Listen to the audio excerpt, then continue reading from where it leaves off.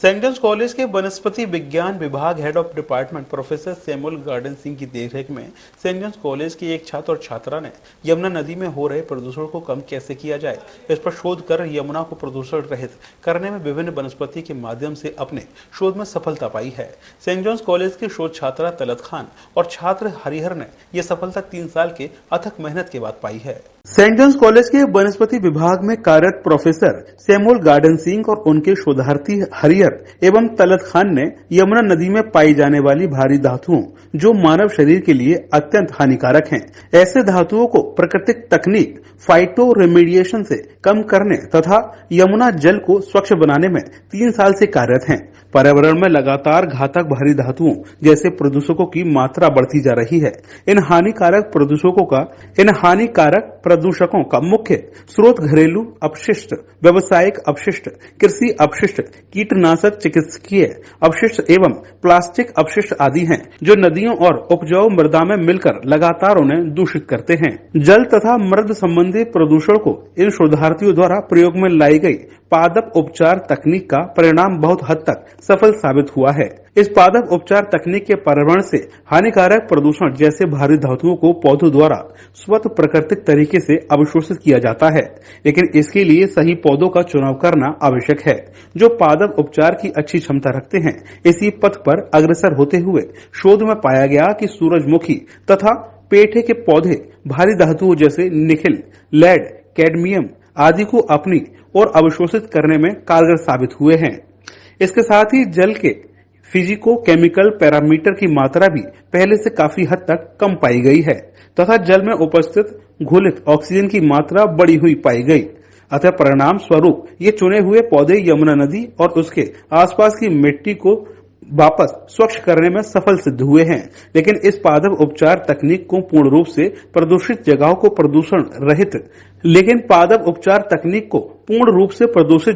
प्रदूषण रहित करने में तभी सफल साबित हो सकते हैं जब लगातार पर्यावरण, मृदा, जल और हवा में प्रभावित होने वाले हानिकारक प्रदूषण को पर्यावरण में पहुंचने से रोका जाए। व्यवसायिक समुदाय, सरकारों और हम सब के प्रयास से इन अवशिष्टों का प्रबंधन कर इन पर प्रदूषकों को पर्यावरण में मिलने से रोक सकते हैं और पर्यावरण को प्रदूषण रहित बना सकते हैं। सूरजमुखी और पेठे के अलावा और भी कई वनस्पति ऐसी हैं जो पर्यावरण को प्रदूषण रहित बनाने में मदद कर सकते हैं, जैसे सदाबहार, अर्जुन, पीपल तथा जलीय पौधे। इनके द्वारा भी मृदा के उपजाऊ और दूसरे जल को प्रदूषण रहित बना सकते हैं। पर उसका सर 1400 करोड़ रुपए वगैरह सब कुछ खर्च हो गया। पर दिक्कत इसमें ये आ रही है कि बायोरेगुलेशन का कार्य नहीं हो पा रहा है, अपनी संख्या को भी बढ़ा रहा है और पर उसके ऑयल पर कोई दुष्प्रभाव नहीं है। इसी तरह का रसायन इसमें आप यूज करते हो? हाँ सर, इसमें हम ऑर्गेनिक और इनऑर्गेनिक दोनों प्रकार के रसायन यूज करते हैं। सर ऑर्गेनिक में हम सर EDTA ले रहे हैं। हाँ, EDTA बायोडिग्रेडेबल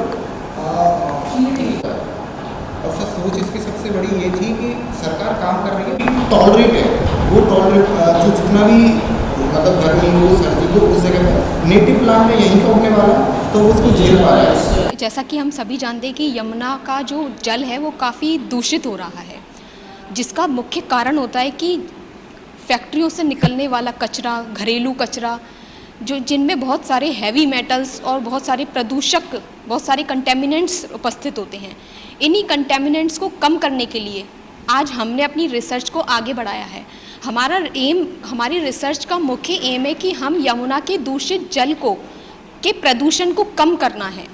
कम करना ही नहीं बल्कि अपनी रिसर्च का ये उद्देश्य है कि हम लोगों को अवेयर कराएं कि आज जो यमुना का दूषित जल वो यूज़ कर रहे हैं, जिसका बहुत ज़्यादा प्रयोग कर रहे हैं, उससे नहा रहे हैं, उससे पी रहे हैं, असल में वो ये नहीं जानते कि उनमें उपस्थित हानिकारक प्रदूषक जो उनकी बॉडी के लिए, उनके पूरे शरीर के लिए बहुत ज़्यादा हानिकारक हैं, वो बहुत सारी बीमारियां उत्पन्न करते हैं।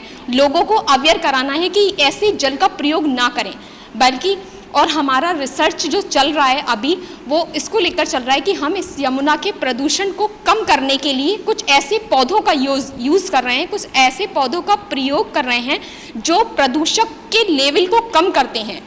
केवल यमुना जो आपने अपने रिसर्च में पाया? जी, ऐसे 8 पौधे हमने बहुत बहुत रिव्यू पढ़ के और बहुत सारे आर्टिकल्स को पढ़ के ऐसे प्लांट्स को खोजा है जो कि as a hyper accumulator show हुए हैं, यानी उनकी फाइटो रेमिडिएशन कैपेसिटी बहुत ज़्यादा है।